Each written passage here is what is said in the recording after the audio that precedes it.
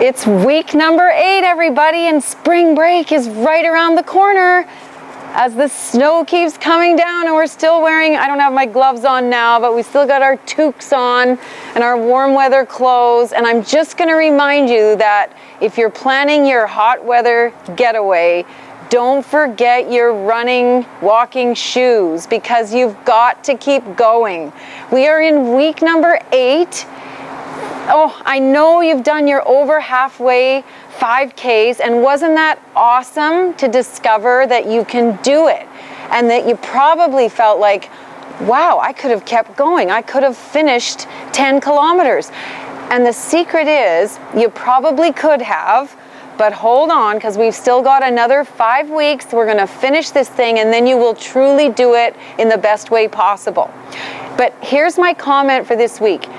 We're into the R&R, that's rest and recovery number 2 on our climb to 10 kilometers. So this is when all the workloads are a little bit less. So for those of you that maybe haven't quite finished your homework, or you're maybe a little behind for various reasons, that's okay, because workloads are less and it's easy to sort of feel like you can catch up, okay? But here's my comment. I went to a RunWalk group today, and in the Learn to Run, it was really obvious that not everybody's where they need to be. For one reason and another, many ability levels, and clearly not there where the kind of 6 minutes of running, 1 minute of walking, or 10 minutes of running, 1 minute of walking were happening.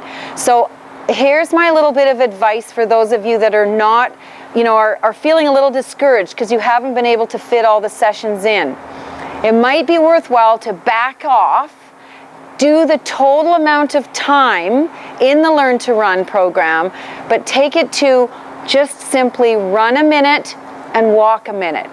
And carry on with that, because you'll at least be able to finish preparing for 10K and it won't be too much for you. I'm giving you permission to mess with the program a little bit and make sure it's right for you. And leaders, you can watch and you'll know who those folks are, and there is nothing wrong with it. It sometimes takes many trials to actually get to the completion of the program, especially for those of you that are up north.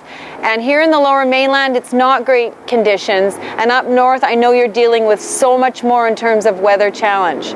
Okay?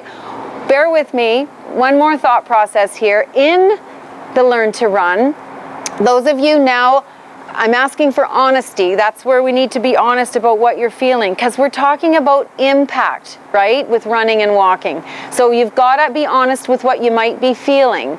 Any aches and pains and what have you. If you've got aches and pains, go with a RunWalk shuffle, a minute on and a minute off until you start to alleviate some of those aches and pains.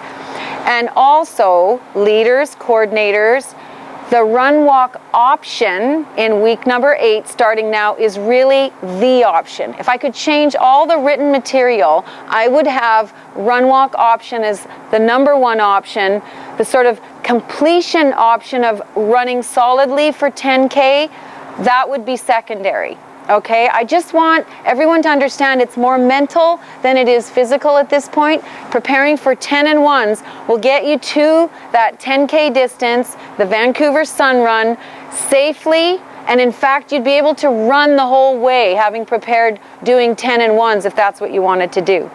Hope that all makes sense. As the snow trickles down, enjoy your week of R&R, because our final climb to Sun Run begins in the following week.